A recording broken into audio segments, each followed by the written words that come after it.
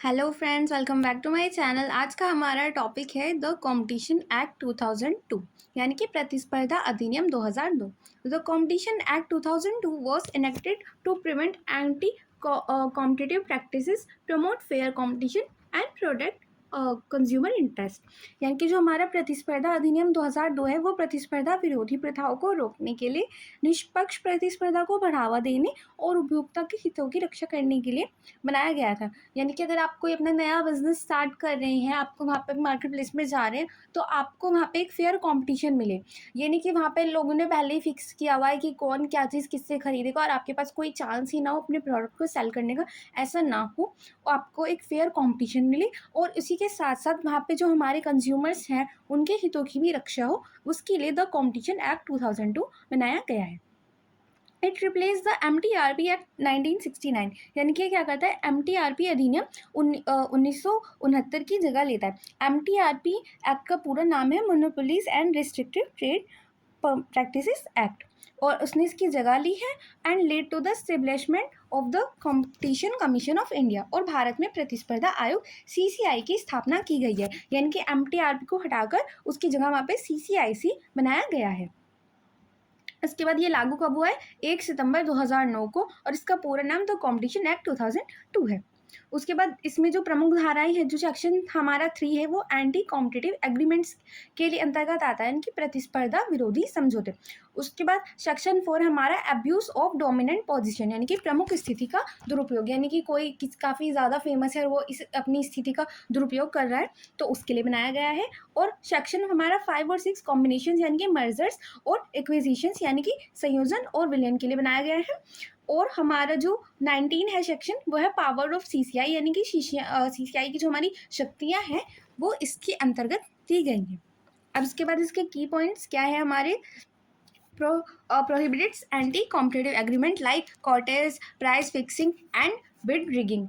यानी कि प्रतिस्पर्धा विरोधी समझौते जैसे कॉटेल, यानी कि इसका मतलब यह वहाँ पे मार्केट आपका पहले से ही फिक्स है कि वहाँ पे नए कंपटीशन के लिए कोई जगह ही नहीं बची है कि कौन क्या चीज़ कैसे खरीदेगा। आपने पूरा बनाया हुआ है कि कैसे कैसे आप मार्केट पे वहाँ पे प्राइस फिक्स करने की कोशिश कर रहे हैं उस सब के लिए। और बोली साठगांठ को प्रतिबंधित करता है। उसके बाद prevents abuse of dominant position by any enterprise, यानी कि किसी भी कंपनी द्वारा प्रमुख स्थिति के दुरुपयोग को रोकता है। यानी कि कोई बहुत फेमस कंपनी है, बहुत अच्छी कंपनी है जिसके नाम की काफ़ी वैल्यू है, और वो लोगों से क्या कर रही है, मनचाहा प्राइस वसूल कर रही है क्योंकि उसका काफ़ी ज़्यादा नाम है। तो ऐसे में अगर कोई अपनी प्रमुख स्थिति का दुरुपयोग कर रहा है तो ये उसको रोकता है। उसके बाद regulates mergers and acquisition to prevent monopolies, यानी कि एकाधिकार को रोकने के लिए विलय और अधिकरण को नियंत्रित करता है। यानी कि कोई एक ही कंपनी, एक ही बिजनेस जो है हमारा, वो पूरे मार्केट पर कब्जा ना कर ले, उसके लिए क्या करता है, जो विलय हो रहे हैं और जो अधिग्रहण हो रहे हैं उनको नियंत्रित करता है कि जो भी मिल रही है वो सभी एक ही कंपनी में मिल रहे हैं और किस तरह से मिल रहे हैं उन सबको रेगुलेट करता है। Empowers the competition commission of India to ensure compliance, यानी कि भारतीय प्रतिस्पर्धा आयोग CCI को अनुपालन सुनिश्चित करने का अधिकार देता है कि वो इन सब को अपने नियंत्रण में ले सके, उन सब के लिए ये उसको अधिकार देता है। Promotes consumer welfare and a healthy competitive environment, यानी कि उपभोक्ता कल्याण और स्वस्थ प्रतिस्पर्धात्मक वातावरण को बढ़ावा देता है। यानी कि हमारे जो कंज्यूमर है उसके भी अधिकार हमारे सुरक्षित रहे और एक हमारा फेयर कंपटीशन बने, उस सबको ये प्रमोट करता है। उसके बाद आते हैं हमारे एंटी कॉम्पिटिटिव एग्रीमेंट्स, यानी कि प्रतिस्पर्धा विरोधी समझौते। अब ये this section prohibits agreement that cause or are likely to cause an appreciable adverse effect on competition in India। यानी कि ये धारा उन समझौतों को प्रतिबंधित करती है जो भारत में प्रतिस्पर्धा पर महत्वपूर्ण विपरीत प्रभाव डालते हैं या डाल सकते हैं। यानी कि जो भी हमारे कंपटीशन के लिए अच्छे ना हो, जो भी हमारे फेयर कंपटीशन के लिए अच्छे ना हो, उन सब समझौतों को ये रोकने की और रेगुलेट करने की कोशिश करता है।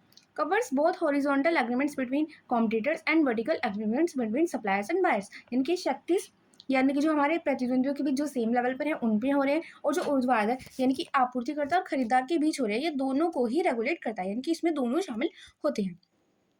अब ये क्या करता है, includes practice like price fixing, output limitation and market sharing. यानी कि इसमें मूल्य निर्धारण के प्राइस किस तरह से फिक्स किया जा रहा है, उत्पादन कितना हो रहा है उसको सीमित करना, और बाजार विभाजन जैसी प्रतिस्पर्धाएं शामिल होती हैं। यानी कि जिन सब जो ये हमारी नियंत्रण में लेता है। उसके बाद कार्टेल्स एग्रीमेंट्स और presumed to have a negative effect and और वॉइड, यानी कि जो कार्टेल समझौते होते हैं वो प्रतिस्पर्धा के लिए हानिकारक माने जाते हैं और वे अमान्य होते हैं, यानी कि उनको शुरू से अमान्य माना जाता है इस एक्ट के अंतर्गत कि आप पहले से एक कार्टेल बना लें कि आपने फिक्स कर लिया कि कौन कितने लिमिटेड प्रोडक्ट बनाएगा, कौन किस तरह से बेचेगा और क्या उसका प्राइस रखेंगे। अगर आप सब मिलकर खुद ही डिसाइड करें तो वहाँ पे एक नए कॉम्पिटिटर की कोई जगह नहीं रहती। तो ये उन सबको शुरू से ही हानिकारक मानता है और वे अमान्य होते हैं, यानी कि उनकी इस लॉ के अंतर्गत वैल्यू नहीं होती। Such agreements are enforceable in the court of law, यानी कि ऐसे जो समझौते होते हैं वो कानूनन लागू नहीं होते हैं, यानी कि जो प्रतिस्पर्धा विरोधी समझौते होते हैं वो कानूनी हमारे जो है वो लागू नहीं होते, वो कानून के अंतर्गत नहीं माने जाते। सेक्शन 3 और subsection 3 specifically mentions hardcore cartel conduct, यानी कि ये जो है धारा ये विशेष रूप से कठोर कार्टेल गतिविधियों को दर्शाती है, यानी कि कौन कौन सी जो गतिविधियां हैं जो हमारी कार्टेल मानी जाएंगी और जो अमान्य होंगी। उसके बाद आता है अब्यूज ऑफ डोमिनेंट पोजीशन, यानी कि प्रमुख स्थिति का दुरुपयोग। This section prevents any enterprise from miss using its dominant position in the market, यानी कि यह धारा किसी भी कंपनी को बाजार में अपनी प्रमुख स्थिति का दुरुपयोग करने से रोकती है, यानी कि वही जो जिसका बहुत अच्छी गुडविल है, जिसका बहुत अच्छा नाम है, अगर वो अपनी ऐसी स्थिति का दुरुपयोग करता है तो ये धारा इस धारा के अंतर्गत उस पर रोक लगाई जाती है। अभी इसके लिए एग्जाम्पल है इंक्लूड्स अनफेयर प्राइसिंग, यानी कि वो क्या करे अनुचित मूल्य ले रहा है कि अगर आप उसी ब्रांड को प्रेफर कर रहे हैं तो वो बहुत ही ज़्यादा हाई प्राइस पर चीज़ों को बेच रहा है क्योंकि आपके पास कोई और चॉइस नहीं है, या फिर आप उसी ब्रांड को प्रेफर करेंगे। उसके बाद लिमिटिंग सप्लाईज, यानी कि आपूर्ति को सीमित करना, और इम्पोजिंग डिस्क्रिमिनेटरी कंडीशंस, यानी कि भेदभावपूर्ण शर्तें लागू करना, ये सब इसी के अंतर्गत आते हैं। जो कोई अपनी प्रमुख स्थिति का दुरुपयोग करके ये सब करने की कोशिश करता है उस पर रोक लगाई जाती है। Dominance is not prohibited but abuse of that dominance is, यानी कि प्रमुख स्थिति होना गलत नहीं है कि अगर आपकी मार्केट में बहुत अच्छी वैल्यू है वो गलत नहीं है, पर अगर आप उसका दुरुपयोग कर रहे हैं तो वो गलत है।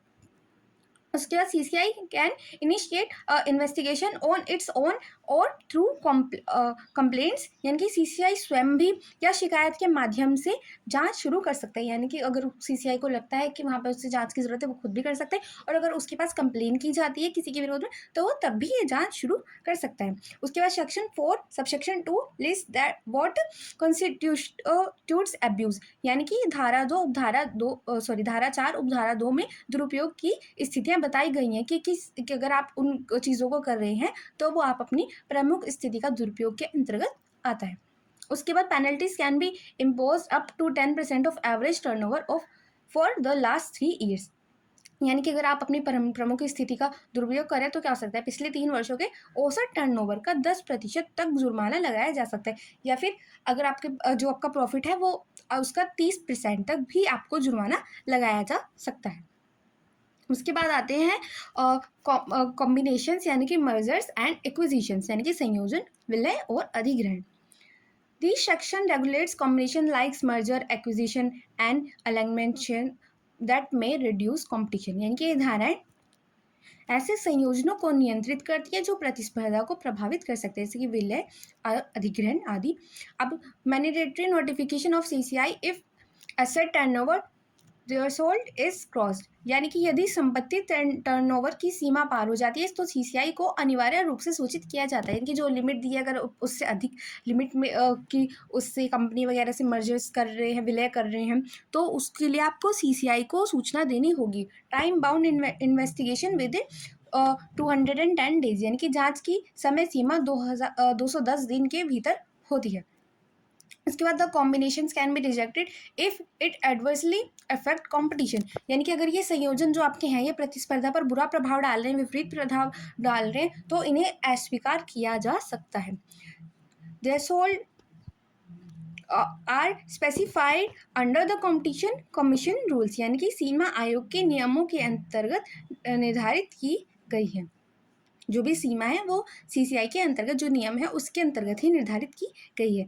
अब section 6 prohibits combinations that have not been approved, यानी कि जो धारा 6 है वो बिना अनुमोदन वाले संयोजनों पर रोक लगाती है, यानी कि ये अप्रूव नहीं किया गया है उन सब के ऊपर रोक लगाई जाती है।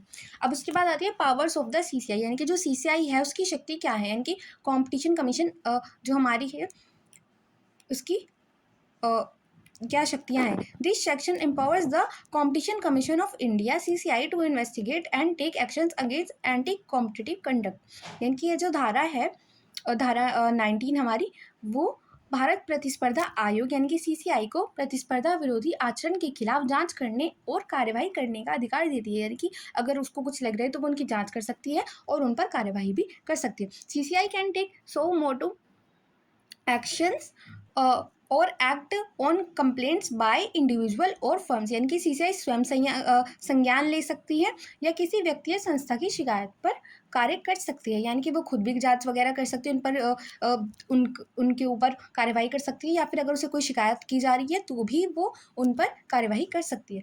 Powers to summon evidence, conduct investigation and order penalties. यानी कि क्या कर सकती है, प्रमाण कि हमारे आगे प्रमाण पेश किए जाएँ और उनके डॉक्यूमेंट्स वगैरह, उनकी जांच करने के लिए और दंड देने की शक्ति इसको प्राप्त है। CCI can recommend structural and behavioural remedies. यानी कि जो CCI है वो संरचनात्मक या व्यवहार संबंधी उपाय सुझा सकती है। यानी कि उस पर पूरी तरह रोक न लगाकर उसको कुछ सोल्यूशन दे सकती है कि आप अपनी जो कंडीशंस हैं अपनी रख दीजिए कि आप ये चेंजेस कर दीजिए, तो आप आगे अपने बिजनेस को कर सकते हैं उसी आधार पर।